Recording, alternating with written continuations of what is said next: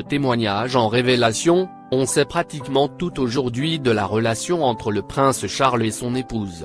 La princesse Diana est loin d'avoir eu une vie privée épanouie.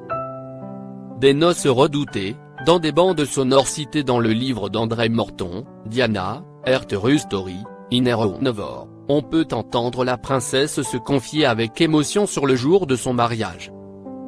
Cérémonie du mariage entre le prince Charles et Diana à la cathédrale Saint-Paul de Londres, le 29 juillet 1981. Photo, STR/AFP. J'essayais désespérément d'être adulte face à cette situation, mais je n'avais pas les fondements pour l'être. Et je ne pouvais parler à personne. Elle avoue, la nuit avant le mariage j'ai eu une crise terrible de boulimie. J'ai été malade comme un chien cette nuit-là. J'ai mangé tout ce que j'ai pu trouver. C'était une sacrée indication de ce qui se tramait. Elle va même jusqu'à dire qu'elle se sentait comme un agneau qu'on mène à l'abattoir. Et les choses ne s'arrangent pas après les noces, Lady Diana doit faire face à l'indifférence de son époux qui ne compte visiblement pas lui apporter de tendresse ou d'amour. Leurs relations sexuelles sont au point mort et le couple ne vit aucun moment de complicité. Je me souviens avoir pleuré toutes les larmes de mon corps durant notre lune de miel, révélait tristement Lady Diana.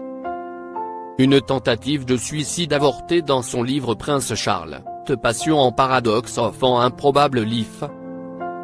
Sally Bedell-Smith, une spécialiste de la famille royale, a révélé un nouveau secret encore plus sombre de la princesse.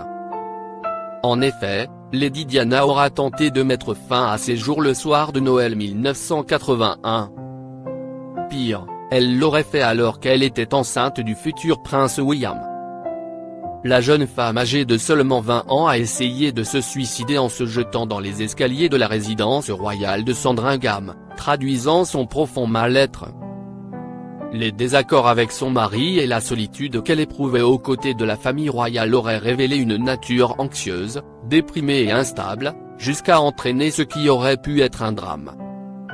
Le prince Charles se confie amèrement sur son mariage avec Lady Diana.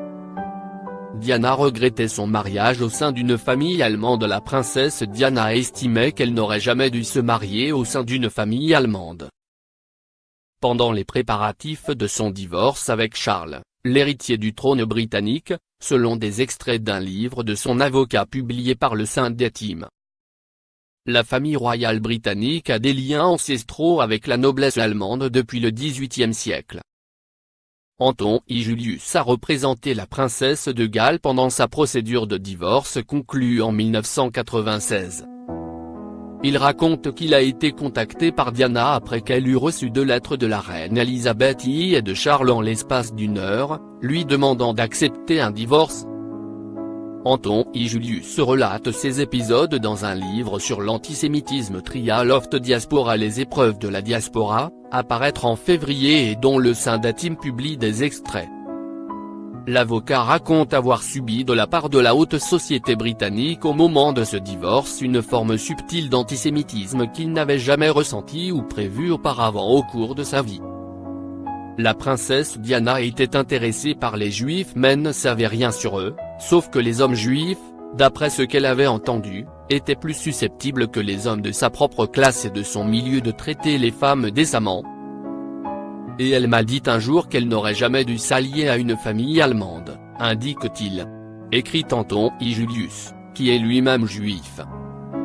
La princesse de Galles vivait comme dans un vide et semblait n'appartenir ni au monde de la royauté, ni au reste de la société qui l'attirait, se remémore en outre Anton I. Julius.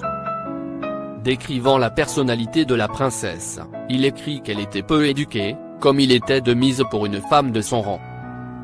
Mais elle était très réceptive aux nouvelles expériences, ce qui veut dire qu'elle avait parfois des lubies très bizarres. Elle avait un grand désir de plaire à ses interlocuteurs, indique-t-il encore.